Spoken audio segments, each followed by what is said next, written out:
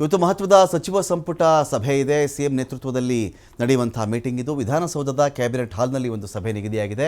ಹಲವು ಮಹತ್ವದ ವಿಷಯಗಳ ಬಗ್ಗೆ ಇಲ್ಲಿ ಚರ್ಚೆ ಆಗ್ತಾ ಇದೆ. ಜೈವಿಕ ನಾವೀನ್ಯತಾ ಕೇಂದ್ರ ದುರಸ್ತಿ ಮಾಡುವುದಕ್ಕೆ ನಿರ್ಧಾರ ಮಾಡಲಾಗುತ್ತಾ. ಇಲ್ಲಿ 96.77 ಕೋಟಿ ವೆಚ್ಚದಲ್ಲಿ ಪುನರ್ ನಿರ್ಮಾಣ ಆಗಬೇಕು ಅಂತ ಹೇಳಿ ಒಪ್ಪಿಗೆ ಸಿಗುತ್ತಾ.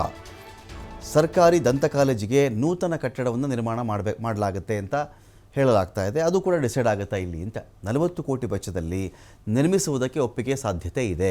22 ಗ್ರಾಮೀಣ ರಸ್ತೆಗಳ ಅಭಿವೃದ್ಧಿಗೆ ಕ್ರಮ ತೆಗೆದುಕೊಳ್ಳಲಾಗುತ್ತೆ.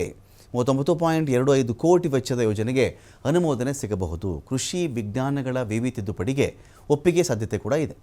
ಹವಾಮಾನ ಬದಲಾವಣೆ ಕ್ರಿಯಾ ಯೋಜನೆಗೆ ಸಮ್ಮತಿ ಸಿಗಬಹುದು. ಅಂಗನವಾಡಿಗಳಿಗೆ GMO ಕಿಟ್ ವಿತರಣೆ ಬಗ್ಗೆ ಚರ್ಚೆ ನಡೆಯುತ್ತೆ ಅಂತ ಹೇಳಲಾಗಿದೆ ಇವತ್ತಿನ ಕ್ಯಾಬಿನೆಟ್ ಮೀಟಿಂಗಲ್ಲಿ.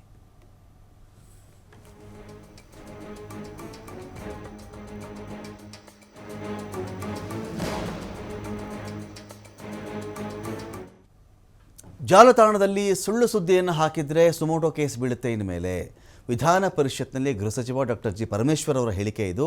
ನಮ್ಮಲ್ಲಿ ಸೈಬರ್ ಅಪರಾಧಗಳಿಗೆ ಕಾನೂನು ಕಡಿಮೆ ಇದೆ. ಇಂಥ ಅಪರಾಧಗಳಾದಾಗ ಕಾನೂನು ಶಿಕ್ಷೆ ಕ್ರಮಗಳು ಎಲ್ಲವೂ ಕೂಡ ಕಡಿಮೆ ಇದೆ. ಇಲ್ಲಿ ಸೆಂಟ್ರಲ್ ಆ್ಯಕ್ಟ್ನಲ್ಲೇ ಮಾಡಬೇಕಾಗುತ್ತೆ. ಇದನ್ನು ಆಗ ನಾವು ಮಾಡ್ತೀವಿ. ಇದನ್ನು ಸೆಂಟ್ರಲ್ ಗೌರ್ಮೆಂಟ್ ಇದೆಯಲ್ಲ ಅವರ ಒಂದು ಕಾಯ್ದೆ ತಂದು ಮಾಡಬೇಕಾಗುತ್ತೆ. ಆಗ ನಾವು ಕೂಡ ಮಾಡ್ತೀವಿ. ಯಾವ ಕಾನೂನು ಅಗತ್ಯ ಇದೆ ಅಂತ ಚರ್ಚೆ ಕೂಡ ನಾವು ಮಾಡ್ತೀವಿ. ಇವುಗಳ ನಿರ್ವಹಣೆಗೆ ಬಜೆಟ್ ಅಲೋಕೇಶನ್ ಕೂಡ ನಾವು ಕೇಳಿದ ಒಂದು ಬಜೆಟ್ ಬೇಕಾಗುತ್ತಲ್ಲ, ಅದಕ್ಕೂ ಕೂಡ ಎಷ್ಟು ಜನ ಸಿಬ್ಬಂದಿ, ಎಲ್ಲ ಆಫೀಸ್ ಮಾಡಬೇಕು, ಯಾವ್ಯಾವ ಸೆಂಟ್ರಲ್ ಮಾಡಬೇಕು, ಎಲ್ಲ ಎಷ್ಟು ಜಿಲ್ಲಾ ಕೇಂದ್ರಗಳಲ್ಲಿ ಮಾಡಬೇಕಾಗುತ್ತೆ, ತಗಲುವಂಥ ಖರ್ಚು ವೆಚ್ಚಗಳೇನು, ಅದರ ಪರಿಶೀಲನೆ ಹೇಗೆ, ಪರಿಶೋಧನೆ ಹೇಗೆ, ಅರೆಸ್ಟ್ ಮಾಡೋದು ಹೇಗೆ, ಎಲ್ಲವುಗಳ ಬಗ್ಗೆ ನಮಗೊಂದು ಬಜೆಟ್ ಅಲೋಕೇಶನ್ ಬೇಕಾಗುತ್ತೆ. ಅದನ್ನು ಕೇಳ್ತೀವಿ ಅಂಥೇಳಿ ಡಾಕ್ಟರ್ ಜಿ ಪರಮೇಶ್ವರ್ ಅವರು ವಿಧಾನ ಪರಿಷತ್ನಲ್ಲಿ ಇವತ್ತು ಮಾತಾಡಿದ್ದಾರೆ. ಈ ಸೋಷಿಯಲ್ ಮೀಡಿಯಾ ಮಾನಿಟರಿಂಗ್ ಸೆಲ್ ಮಾಡಿದ್ದೀವಿ ಪ್ರತಿ ಪೊಲೀಸ್ ಸ್ಟೇಷನಲ್ಲಿ. ಜಿಲ್ಲೆಯಲ್ಲಿ ಒಂದು ಪೊಲೀಸ್ ಸ್ಟೇಷನ್ ಅಂತ ಏನು ಇಟ್ಕೊಂಡಿದ್ದೇವೆ, ಅದಲ್ಲದೆ ನಾವು ಪ್ರತಿ ಪೊಲೀಸ್ ಸ್ಟೇಷನ್ನಲ್ಲೂ ಕೂಡ ಒಂದು ಮಾನಿಟ್ರಿಂಗ್ ಸೋಷಿಯಲ್ ಮೀಡಿಯಾ ಮಾನಿಟ್ರಿಂಗ್ ಸೆಲ್ಲನ್ನು ನಾವು ಮಾಡಿಕೊಂಡಿದ್ದೇವೆ. ಅದರಲ್ಲಿ ನಮ್ಮವರು 24/7 24 ಗಂಟೆ ಅಲ್ಲಿ ಅಬ್ಸರ್ವ್ ಮಾಡ್ತಾರೆ. ಇಂಥ ಪೋಸ್ಟಿಂಗ್ ಆಗಿದೆ, ಇಂಥ ಪೋಸ್ಟ್ ಆಗಿದೆ, ಇಂಥದ್ದು ಬಂದಿದೆ, ಈ ಸುದ್ದಿ ಆಗಿದೆ, ಇದು ಸುಳ್ಳು ಸುದ್ದಿ, ಇದು ಕಮ್ಯುನಲ್ ವೈಲೆನ್ಸ್ ಕ್ರಿಯೇಟ್ ಮಾಡೋ ಸುದ್ದಿ ಅಥವಾ ಏನಾದರೂ ಇರ್ಬೋದು.